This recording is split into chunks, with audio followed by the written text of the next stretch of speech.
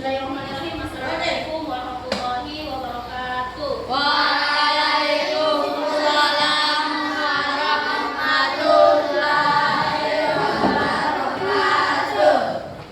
Alhamdulillah, hari ini kita bertemu lagi dalam pembelajaran hadis Al-Quran, bukan hadis ya. Tapi kali ini kita akan bahas tentang hadis perumpamaan orang yang tidak membaca Quran.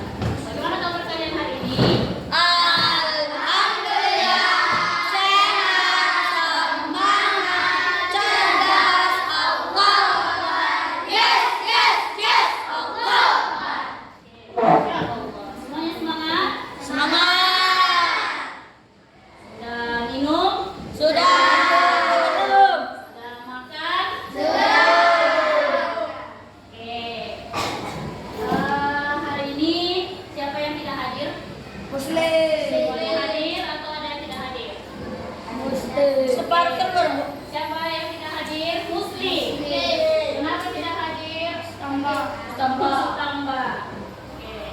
Baiklah.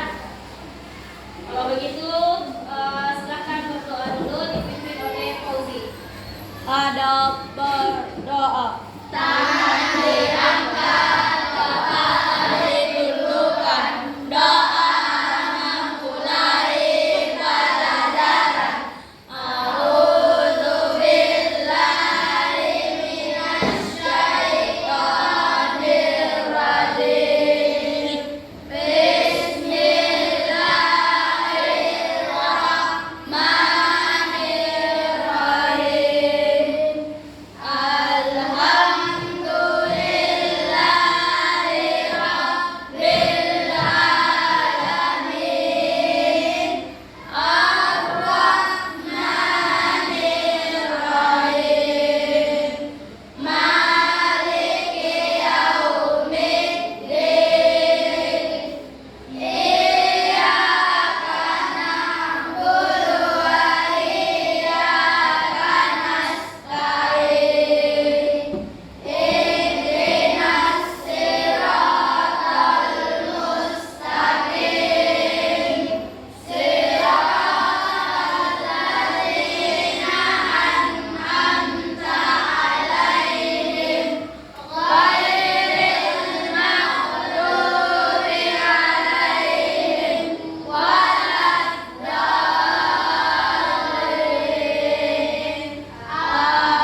Amin. Raditu billahi rabban wa bil islami dinan wa bi Muhammadin nabiyyan wa rasulah. Rabbi zidni ilman warzuqni fahman waj'alna minas sholihin. Amin ya rabbal alamin. Oke, ini materi kita pada pagi hari ini yaitu perumpamaan orang yang tidak membaca Al-Quran. Tujuan kita mempelajari materi ini adalah diharapkan setelah kalian mempelajari materi ini, kalian akan memahami makna dari hadis ini, kemudian dapat membaca hadis ini dengan baik dan benar. Selanjutnya bisa untuk kalian hafalkan nanti dan mengaplikasikan dalam kehidupan sehari-hari. Kenapa penting mempelajari hadis ini? Karena Al-Quran adalah pedoman Hidup. Ya, Al-Quran adalah pedoman hidup kita. Orang Islam, Al-Quran adalah pedoman hidupnya. Hadisnya adalah Innal ladina laisa fi jawfi syai'un minal Qur'an kal baitil qarib. Ulang, innal ladzi laisa fi jawfihi syai'un minal Qur'an kal baitil qarib. Ini adalah artinya. Oke, artinya adalah sesungguhnya orang yang dalam dirinya tidak ada sedikit pun dari Al-Quran adalah seperti rumah yang kosong lagi rusak. Hadis ini diriwayatkan oleh Tirmidzi. Jadi orang yang tidak membaca Al-Quran itu diibaratkan adalah rumah yang kosong dan rusak. Jadi harus sering-sering baca Al-Quran kalau tidak mau diibaratkan rumah yang kosong dan rusak. Pentingnya membaca dan menghafal dan mengamalkan Al-Quran adalah kandungan dari hadis ini. Kemudian orang yang meninggalkan Al-Quran artinya seperti rumah yang kosong.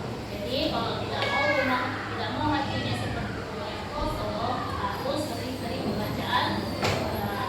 Dan yang ketiga, kandungan dari hadis ini adalah Al-Quran sebagai cahaya kehidupan dan penuntun umat.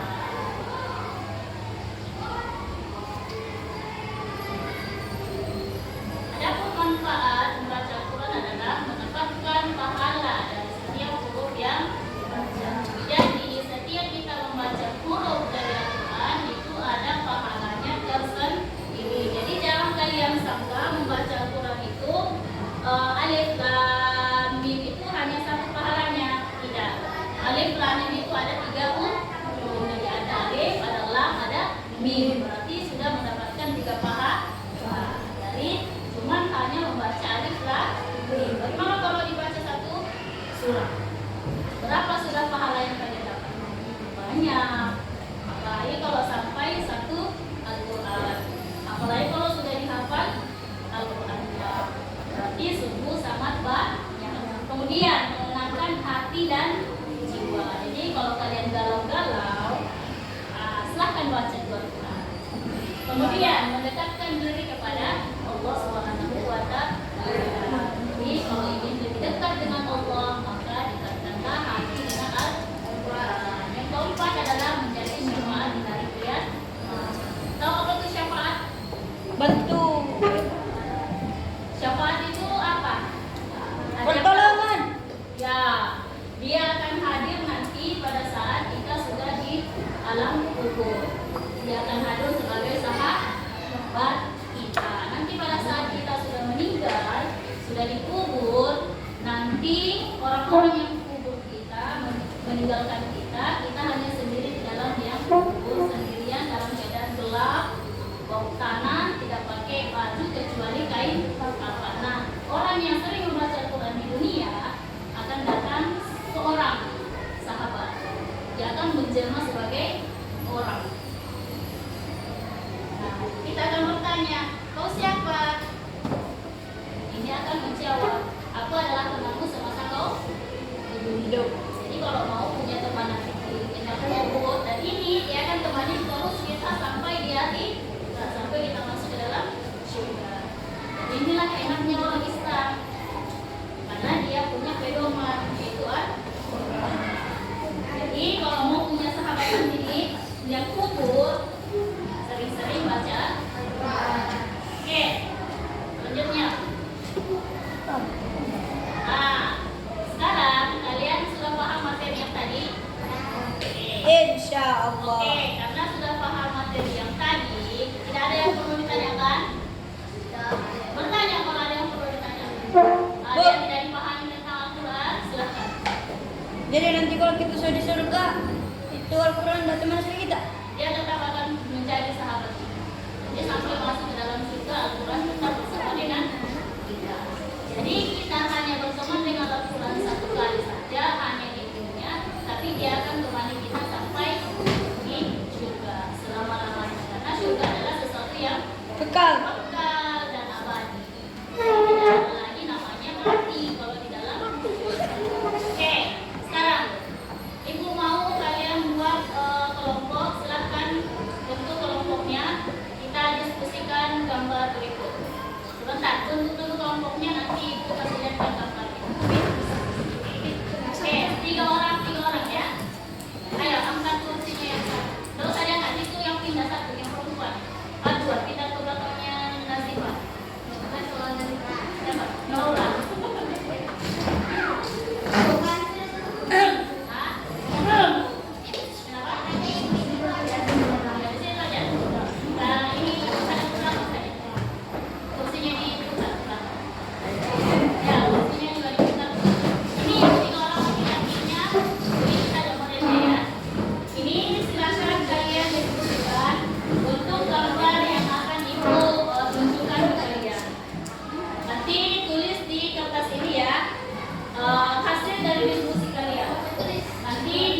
paparkan di depan.